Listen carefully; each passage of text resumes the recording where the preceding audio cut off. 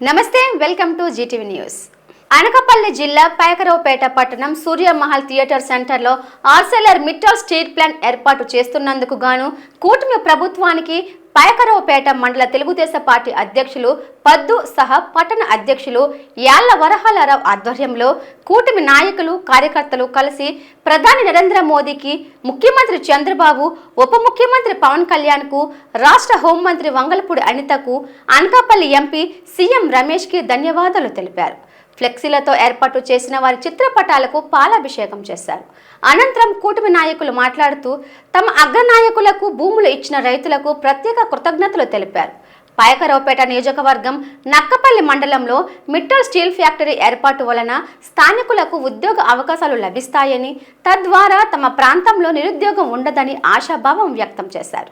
మా మండలంలో అంటే మా పైకరావుపేట నక్కపల్లి మండలంలో ఇప్పుడు పెట్టడానికి కృషి చేసిన అందరికి కూడా ప్రత్యేక ధన్యవాదాలు తెలుపుతున్నాం. అలాగే ఈ ఫ్యాక్టరీ నిర్మాణానికి రైతులు భూమి ఇచ్చిన రైతులు కూడా మా అందరి తరఫున కృతజ్ఞతలు తెలియజేస్తున్నాం.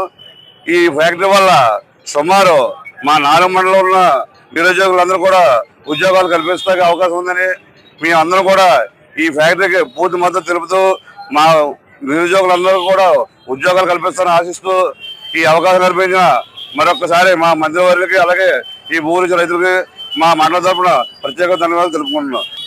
ఈ ఫ్యాక్టరీకి ఇచ్చిన భూములు రైతులందరికీ కూడా మరొకసారి పాదాభివందనాలు తెలియజేస్తూ, ఏంటి ఫ్యాక్టరీ ఆంధ్రప్రదేశ్ చరిత్రలో గతంలో విశాఖ స్టీల్ ప్లాంట్ వచ్చిన తర్వాత ఇంత భారీ స్థాయిలో నిరుద్యోగ యువకులకి అందరికీ కూడా ఉద్యోగాలు కల్పించడం కాకుండా సుమారు 1,80,000 కోట్ల రూపాయలతోటి మరి ఈ కార్యక్రమం ఈ స్టీల్ ప్లాంట్ ఇక్కడ నిర్మాణం జరుగుతుంది కాబట్టి మొదటి ఫేజ్లో మరి దీనివల్ల సుమారు 40,000-50,000 మందికి ఉద్యోగ అవకాశాలు కలుగుతాయి. కాబట్టి మరి మేమందరం కూడా నియోజకవర్గం కాకుండా యావత్ అనకాపల్లి జిల్లా అంతా కూడా రుణపడి ఉన్నామని ఈ సందర్భంలో తెలియజేస్తూ, దీనివల్ల ఏంటంటే రేపు 27వ తారీఖు జరిగే పబ్లిక్ హీరింగ్లో ప్రజలందరూ కూడా ప్రతిపక్షాలకు కూడా విజ్ఞప్తి చేస్తున్నాం. ఇది జీరో పొల్యూషన్ కంపెనీ కాబట్టి ఎటువంటి ఇబ్బందులు ఎవరికి ఎటువంటి వాతావరణంలో కానీ ప్రకృతి కానీ హాని కలిగించకుండా ఉండే ఫ్యాక్టరీ కాబట్టి ఇంటర్నేషనల్ కంపెనీ ఇది. ఒకటే ఆలోచించుకోండి, మరో చరిత్ర సృష్టించబోతున్న పైకరావుపేట నియోజకవర్గం.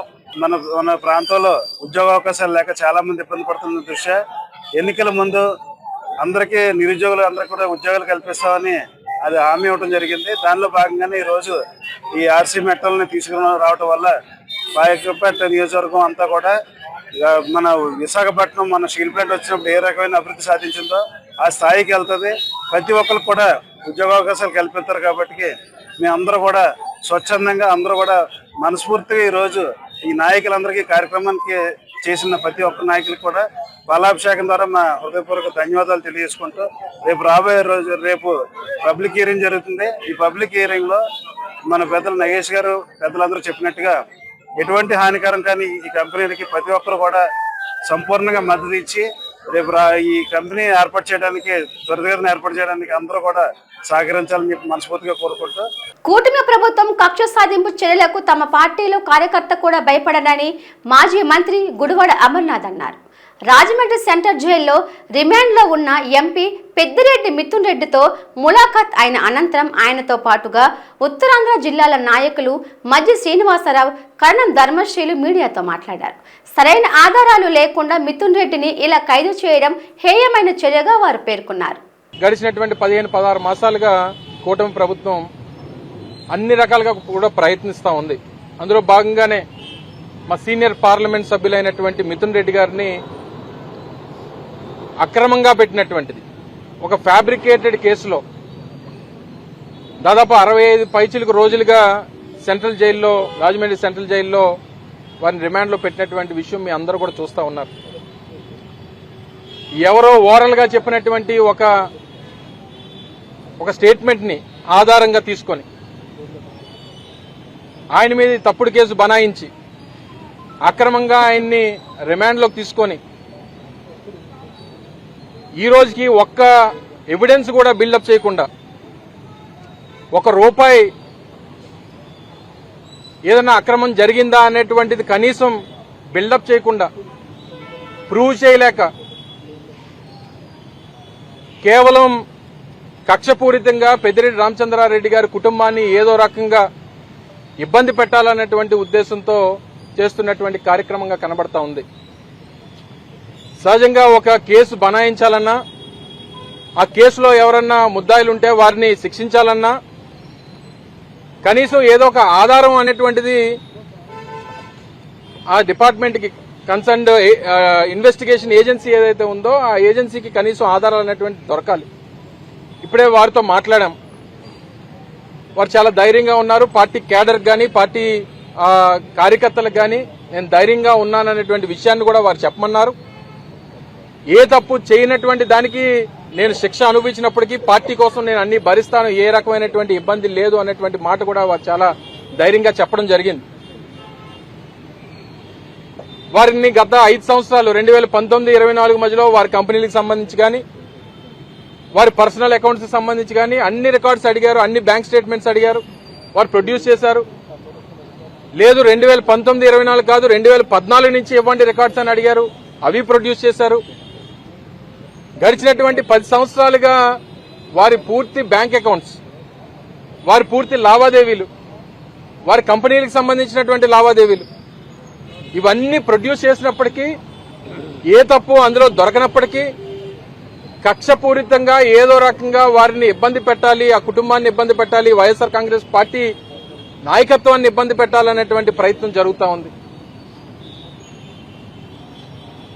ఎవరైతే ఈ ఓవరాల్ గా పలానా వాళ్ళు అని పేరు చెప్పినటువంటి వారేమో బయట ఉన్నారు.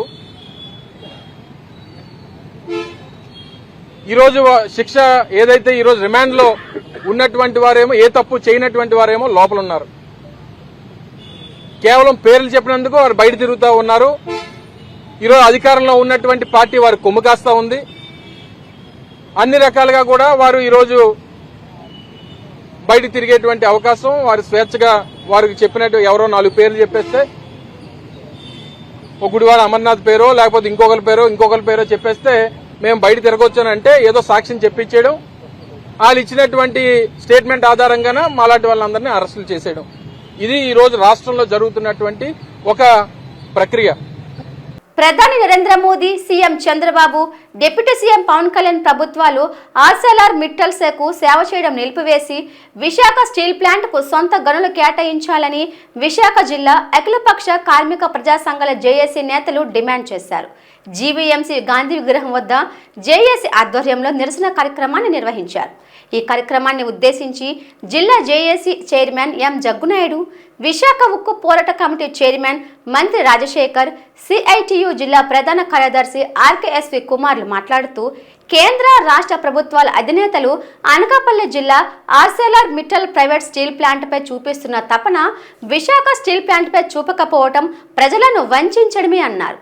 దేశంలోని అన్ని ప్రభుత్వ, ప్రైవేటు రంగ స్టీల్ ప్లాంట్లకు కేంద్రం సొంత గనులు కేటాయించిందని, చివరకు అనకాపల్లి జిల్లా నక్కపల్లిలో ఇంకా పరిశ్రమ ఏర్పాటు కానీ ఆర్సెలర్ మిట్టల్ స్టీల్ ప్లాంట్కు కూడా సొంత గనులు కేటాయించాలని విశాఖ ఎంపీ శ్రీ భరత్తో సహా రాష్ట్ర తెలుగుదేశం ఎంపీలు కేంద్ర ఉక్కు శాఖ మంత్రిని కలవటం, మిట్టల్ స్టీల్ ప్లాంట్కు అన్ని అనుమతులు మంజూరు చేసినట్లు బీజేపీకి చెందిన కేంద్ర ఉక్కు శాఖ సహాయ మంత్రి భూపతిరాజు శ్రీనివాస్ వర్మ ప్రకటించడం, నేడు మిట్టల్ స్టీల్ ప్లాంట్కు ప్రజాభిప్రాయ సేకరణకు పూనుకోవడం ఆగమేఘాల మీద జరిగిపోయాయని మండిపడ్డారు.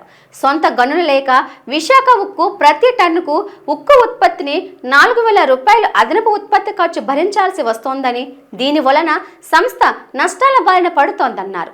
విశాఖ ఉక్కుకు సొంత గనులు కేటాయించే వరకు మిట్టల్ స్టీల్ ప్లాంట్కు గనులు కేటాయించరాదని జేఏసీ నాయకులు డిమాండ్ చేశారు.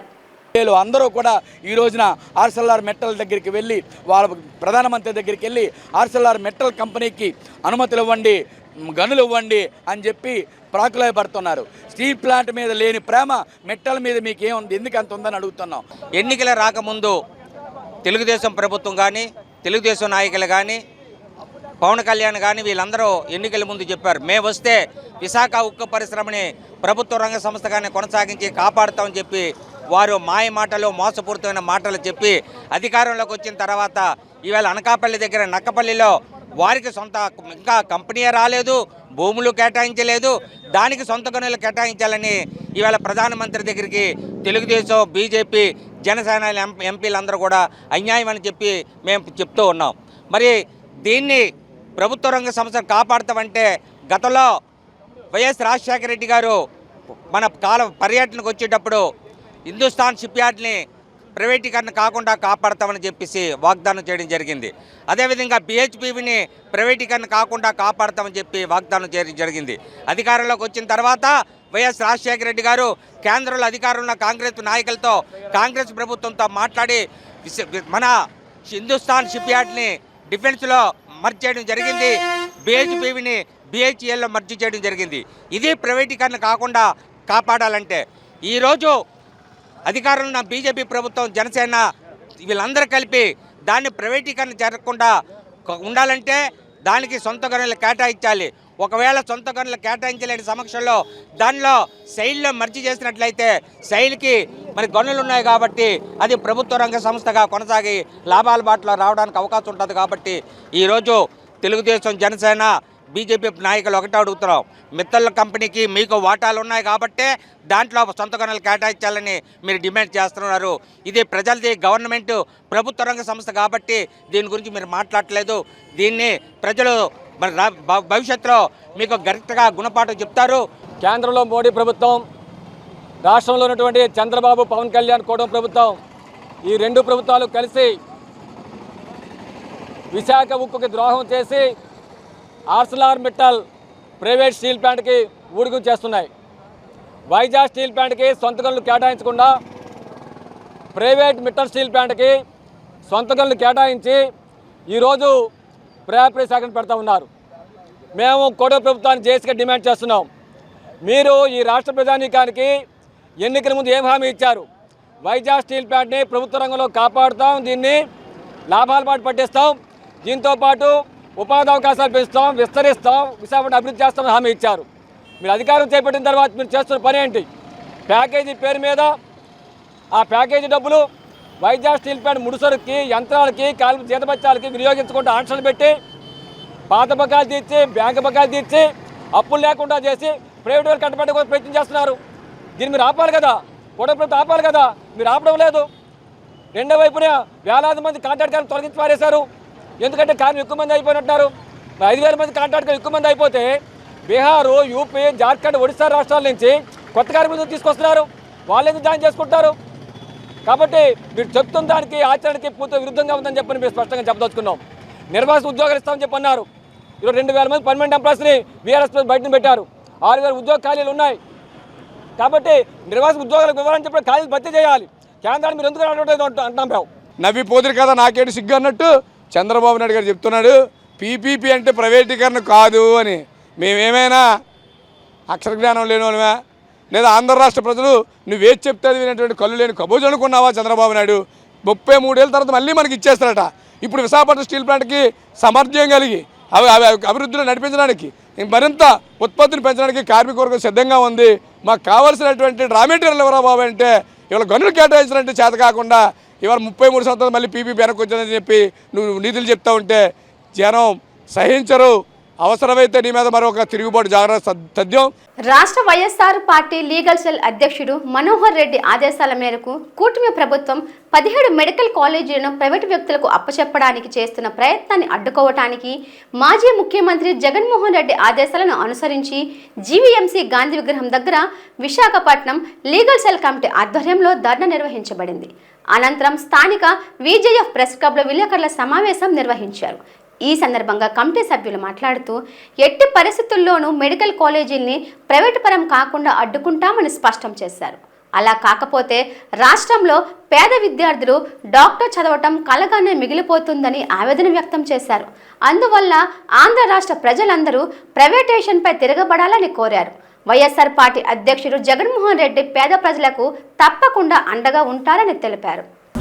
చేస్తున్నటువంటి ప్రైవేటీకరణ విధానానికి వ్యతిరేకంగా మా యొక్క అధ్యక్షుల యొక్క దీనిని ఏదైతే PPP విధానం తీసుకొచ్చి పేదలకు అందవలసినటువంటి ప్రభుత్వం తన ఆలోచన విధానం వీకర్ సెక్షన్లు అందరూ కూడా అభివృద్ధి న్యాయ విభాగం పేద విద్యార్థులు, మధ్యతరగతి విద్యార్థులు వాళ్ళు ఉన్నత విద్యలు అభ్యసించడానికి, మెడిసిన్ చదువుకోవడానికి ఉన్నటువంటి దారులు మూసుకుపోతాయి ప్రైవేటైజేషన్ వల్ల. ప్రైవేటైజేషన్ అనేది కార్పొరేట్ సిస్టమ్ కింద అత్యధిక ఫీజులు వసూలు చేసి ఏర్పాటు చేసినట్టు విద్య. అది జనరల్గా ఒక స్టూడెంట్ గవర్నమెంట్ కాలేజీలో చదువుకోవాలంటే ఒక 10,000 నుంచి 50,000 రూపాయలు సంవత్సరానికి ఖర్చు పెట్టవలసి ఉంటుంది. అదే ప్రైవేట్ చేస్తే సంవత్సరానికి 8 లక్షల నుంచి 15 లక్షల రూపాయలని ఖర్చు చేయవలసిన పరిస్థితి వచ్చినప్పుడు ఏ విద్యార్థి కూడా చదవలేడు. గర్వంగా చెప్పేది ఏంటంటే జగన్మోహన్ రెడ్డి గారి పాలనలో అమ్మఒడి పథకం పెట్టాం. ప్రభుత్వ పాఠశాలలో కూడా విద్యార్థులు చదువుకోవడానికి రాష్ట్రం అక్షరాస్యతని పెంచడం కోసం అమ్మఒడి కింద డబ్బులు ఇస్తుంటే ఎంతమంది చదువుకున్న వాళ్ళకి ప్రోత్సహించి డబ్బులు ఇవ్వడం వల్ల అనేక మంది చదువుకోవడానికి, పేద విద్యార్థులు, మధ్యతరగతి కుటుంబీకుల నుంచి అనేక మంది చదువుకొని ఈరోజు ముందుకు వస్తున్నారు సమాజంలో. దీనివల్ల సమాజం అభివృద్ధి చెందుతుంది. ముఖ్యంగా ఇంత ప్రోత్సహించిన జగన్మోహన్ రెడ్డి గారు 17 మెడికల్ కాలేజీలను పెట్టేటప్పుడు ఈరోజు అవి ప్రైవేటైజేషన్ చేయడం అనేది చాలా శోచనీయం. ప్రభుత్వం తీసుకున్నటువంటి విపరీత చర్యల్ని ప్రజలు గమనిస్తున్నారు. ప్రజల్లో కూడా పెద్ద ఎత్తున నిరసనలు వెలువజేస్తున్నారు. ముఖ్యంగా ప్రైవేటైజేషన్ చేయడం వల్ల డాక్టర్స్ కాలేజీల్లో డబ్బులు పెట్టి చదువుకొని వారు గ్రామాల్లోని ఏజెన్సీల్లో కూడా పనిచేయడానికి నిరాశ నిస్పృహలతో వాళ్ళు వెళ్ళరు. అటువంటి వారంతా కూడా విదేశాల్లోని కార్పొరేట్ హాస్పిటల్స్లో మాత్రమే చేయడానికి వాళ్ళు సిద్ధంగా ఉంటారు. దానివల్ల పేదవాడికి, మధ్యతరగతి వాళ్ళకి వైద్యం అందడానికి చాలా ఇబ్బందికర పరిస్థితుల్లో ఉంటాయి. అలాగే కాలేజీలతో పాటు ట్యూషన్తో పాటు కొన్ని హాస్పిటల్స్ కూడా ఉంటాయి మెడికల్ కాలేజీలతో పాటు అటాచ్మెంట్ అయ్యి. ఇటువంటి దగ్గర అనేక మంది పేషెంట్లకి, లక్షల మంది పేషెంట్లకి ఉచితంగా లేదా తక్కువ రేట్లో వైద్యం అందించడానికి అవకాశాలు కలుగుతుంటాయి. అదే ప్రైవేటైజేషన్ అవడం వల్ల అధిక మొత్తంలో డబ్బులు చెల్లించి చేసుకోవాలన్నప్పుడు ఎంతోమందికి వైద్యం సరిగ్గా అందక చాలా ఇబ్బందులు కలిగే ఉద్దేశం, ఆ వైద్యం అందదని మా యొక్క అభిప్రాయం. అలాగే మేము గవర్నమెంట్ని, ఈ ప్రభుత్వాన్ని మేము కోరుతుంది ఏంటంటే మేము చాలా స్ట్రెంగ్తన్గా, ఎందుకంటే మెడికల్ సర్వీస్ అనేది ఒక సర్వీస్ అనమాట. మెడికల్ అనేది, వైద్యం అనేది ఒక సర్వీస్ మోటోగా ఉండాలి, కానీ అది పెట్టుబడిదారి విధానంగా ఉండకూడదు, ప్రైవేటైజేషన్ పరంగా ఉండకూడదు అనేది మా కోరిక. ఈ రోజున మెడికల్ కాలేజీలో జగన్మోహన్ రెడ్డి గారు మోడీ గారిని పర్మిషన్ అడిగి నాంబార్డ్ నిధులు 8,500 కోట్లతో మెడికల్ కాలేజీలను డెవలప్ చేయటానికి, అలాగే 5 మెడికల్ కాలేజీలకి ఎల్ఎంసి పర్మిషన్ కూడా ఇచ్చింది భర్తీ చేయమని. అంటే ఇవన్నీ మీకు కంటికి కనిపించవా? నేను రాష్ట్ర ప్రజలకు ఒకటే కోరుకుంటున్నా, అయ్యా కళ్ళు తెరవండి. పొరపాటును కూటమి ప్రభుత్వానికి ఓటేశారు మీరు. ఈ రోజున పిల్లల భవిష్యత్తు ఏమవుతుందో ఒకసారి ఆలోచించండి.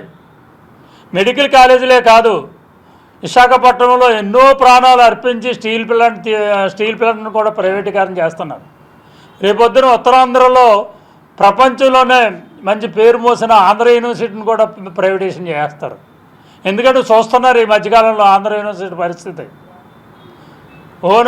ఏయూ గురించి ఓనామాలో తెలియని విసిందే చేశారు.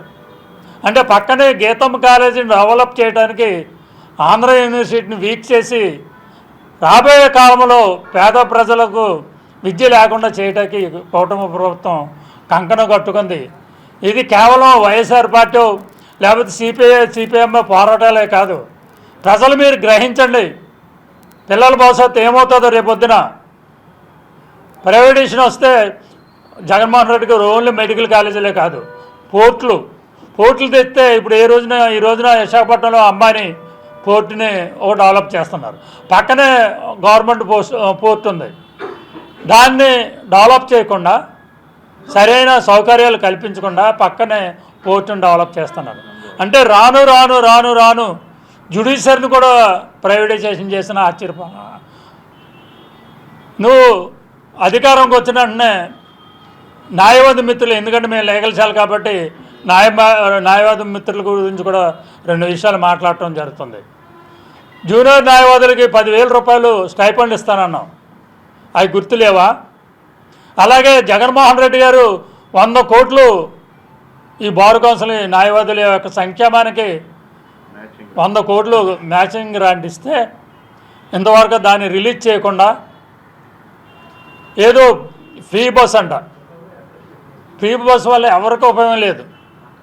దాన్ని ₹2 ₹20 టికెట్ని ఇట్లా రేట్లు నిత్యావసర వస్తువుల మీద రేట్లు పెంచుకుపోతూ ఉంటుంటే అది గ్రహించండి మహిళలు కూడా. బస్సు మనకొద్దు, ఫ్రీ బస్సు. మా పిల్లలకు క్వాలిటీ ఎడ్యుకేషన్ ఇవ్వండి, మా పిల్లలకి మంచి కాలేజీలు కట్టండి, మా పిల్లలకి మెడికల్ కాలేజీలు గవర్నమెంట్ కాలేజీలు ఇవ్వండి. గవర్నమెంట్ కాలేజీలో అయితే 5 లక్షలతోటి మెడిసిన్ అయిపోతుంది.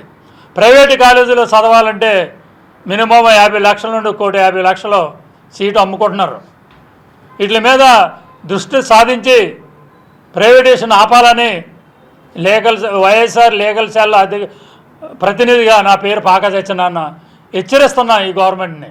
మహానేత ఆశయాలకు అనుగుణంగా అధికారంలో వచ్చిన జగన్మోహన్ రెడ్డి గారు ఏర్పాటు చేసిన గవర్నమెంట్ మెడికల్ కాలేజ్ విషయంలో ఈ కూటమి ప్రభుత్వం ప్రైవేటు పరం చేయడానికి ప్రయత్నిస్తుండగా state legal cell president Manohar Reddy గారి ఆధ్వర్యంలో, మా జిల్లా ప్రెసిడెంట్ బాలాజీ నాయుడు గారి ఆధ్వర్యంలో ఈ కార్యక్రమం నిర్వహించడం జరిగింది. బాజీనాయుడు గారి ఆధ్వర్యంలో ఈ కార్యక్రమం నిర్వహించడం జరిగింది.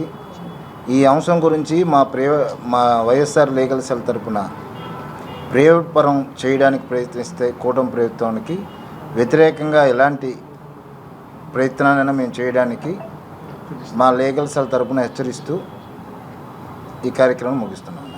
గౌరవ మాజీ ముఖ్యమంత్రి వైఎస్ఆర్సీపీ అధ్యక్షులు జగన్మోహన్ రెడ్డి గారి ఆదేశాల మేరకు, గౌరవ వైఎస్ఆర్సీపీ లీగల్ సెల్ అధ్యక్షులు మనోహర్ రెడ్డి గారి సూచనల మేరకు, గౌరవ జిల్లా వైఎస్ఆర్సీపీ అధ్యక్షులు బాజినాయుడు గారి ఆధ్వర్యంలో, మా లీగల్ సెల్ నాయకత్వంలో ప్రభుత్వ మెడికల్ కాలేజీని ప్రైవేటు పరం చేయడం అనే అంశంపై మా నిరసన వ్యక్తం చేయడానికి, సమాజంలో ఎప్పుడూ కూడా చైతన్యవంతంగా ఉండి సమాజాన్ని చైతన్యవంతం వైపు నడిపించే న్యాయవాదులుగా మేము అందరం కూడా ఈరోజు ముందుకు రావడం జరిగింది.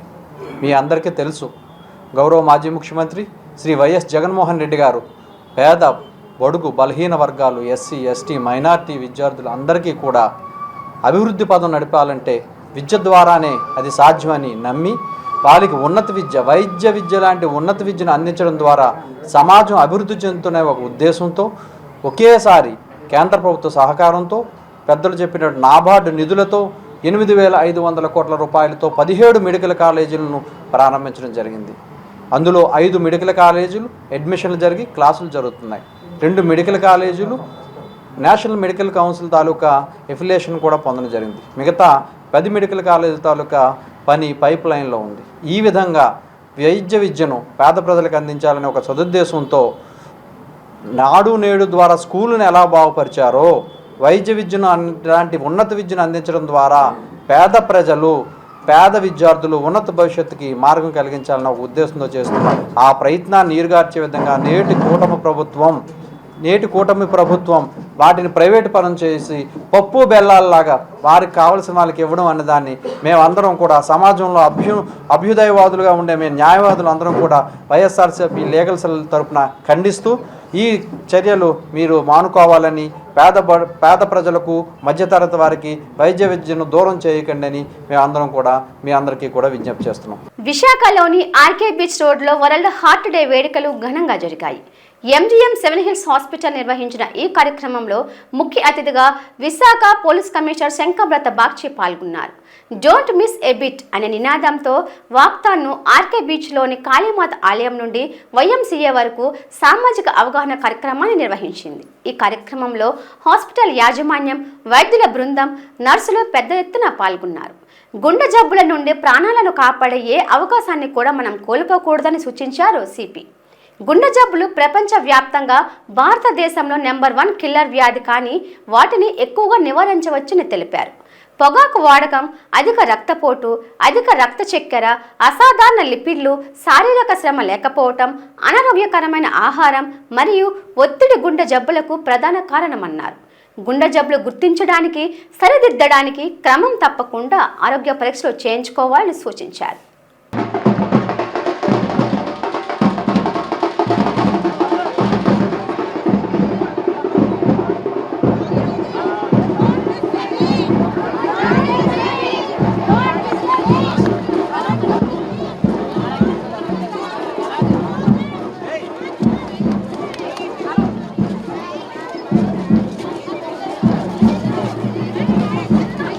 ప్రతిరోజు మన దేశంలో, మన రాష్ట్రంలో చాలామంది హార్ట్ అటాక్స్ వలన లేకపోతే సడన్ కార్డియాక్ డెత్ వలన చనిపోతున్నారండి. హార్ట్ 24 గంటలు పనిచేస్తుంది. ఒక నిమిషం ఆగిపోతే చావు తప్పదు. ఈ పరిస్థితిలో మనం అందరం మన హార్ట్ ఆరోగ్యం గురించి ఆలోచించి తగిన చర్య తీసుకోవాలి.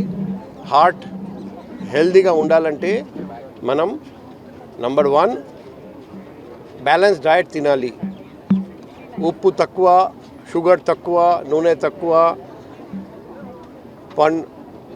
Fruits, vegetables, green vegetables, nuts, pulses ఎక్కువ. భోజనం కూడా ఎక్కువ క్వాంటిటీ వద్దు. అదే మాదిరిగా exercise, regular exercise, aerobic exercise, resistance training and stretching, flexibility ఇవన్నీ. మూడో వచ్చేసి నిద్ర అండ్ స్ట్రెస్ ఫ్రీ లైఫ్. నాలుగో వచ్చేసి అవాయిడింగ్ ఆల్కహాల్, టొబాకో.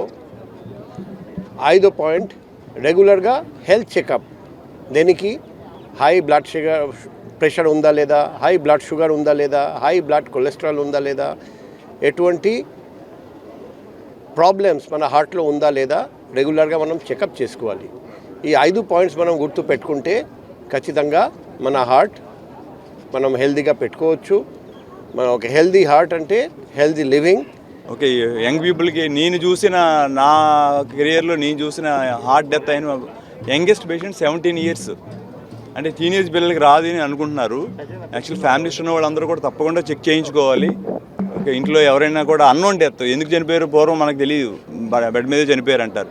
అవన్నీ కూడా ఎందుకు చనిపోయారని తెలుసుకోవాలి అంటే మనం కంపల్సరీ అందరూ కూడా, ఇప్పుడు గవర్నమెంట్ ఆఫ్ ఇండియా కూడా, ఆంధ్రప్రదేశ్ కూడా చాలా బాగా ఇంటికి వచ్చి మరీ టెస్ట్ చేస్తున్నారు, బీపీ చెక్ చేస్తున్నారు. కానీ రిథమ్ అనేది ఎవరు కూడా అక్కడికి వచ్చే నర్సెస్కి తెలియపోవచ్చు.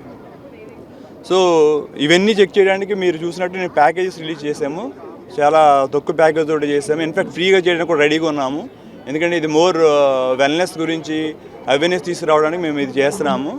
అయితే కార్డియాక్ పరంగా MGM 7లో ఉన్న ఫెసిలిటీస్ గురించి మీకు చెప్పాలి. ఎక్కడా లేని విధంగా ఇదివరకు అందరికీ క్యాత్ ల్యాబ్ ఉండేది. ఇప్పుడు క్యాత్ ల్యాబ్తో పాటు రోటా అని, FFR అని, ఇవన్నీ చాలా అడ్వాన్స్డ్. ఈ ఊర్లో ఎవరి దగ్గర లేవు, అన్నీ కలిపి ఒక్క MGM 7 హాస్పిటల్లో ఉన్నాయి. సో తప్పకుండా మీరు సర్వీస్ వాడుకొని ఇవన్నీ తెలుసుకొని మీకు ఎటువంటి ప్రాబ్లం ఉందో లేదో తెలుసుకొని అట్లీస్ట్ మనశ్శాంతిగా ఉండొచ్చు ఏమి లేకపోతే కదా. ఓకే, సో దాని గురించి వచ్చి ఈ టెస్టులన్నీ చేయించుకొని కొంచెం ఫ్రీగా ఉంటారని చెప్పి కోరుకుంటున్నాం. ఈ వార్తలు ఎంతటితో సమాప్తం. నమస్తే.